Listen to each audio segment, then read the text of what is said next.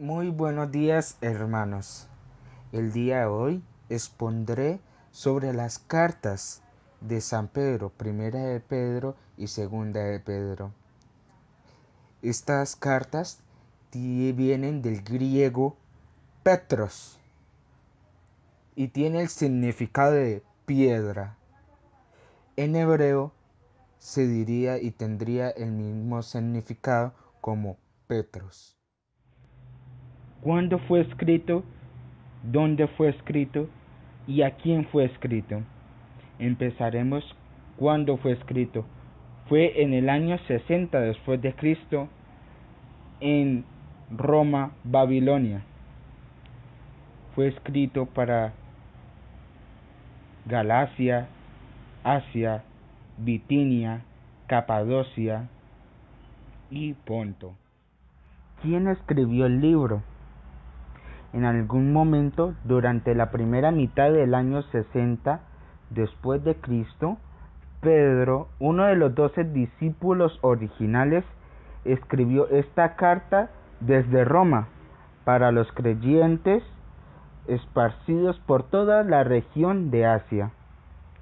Pedro observa que las crecientes dificultades y las persecuciones que tenían los cristianos, escribió esta carta para animarlos y darles esperanza y un sentido de medio de su sufrimiento. El libro de Primera de Pedro del Nuevo Testamento tiene 5 capítulos y un total de 105 versículos.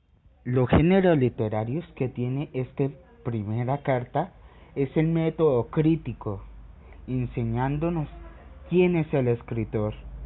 Después tendremos el método histórico, que nos guiará sobre todo la historia de este contexto, sobre cómo sucede esta vida social y cristiana y sobre las fuerzas y debilidades.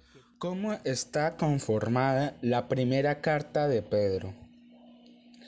Nos encontraremos con un primer título que es llamado Doctrina.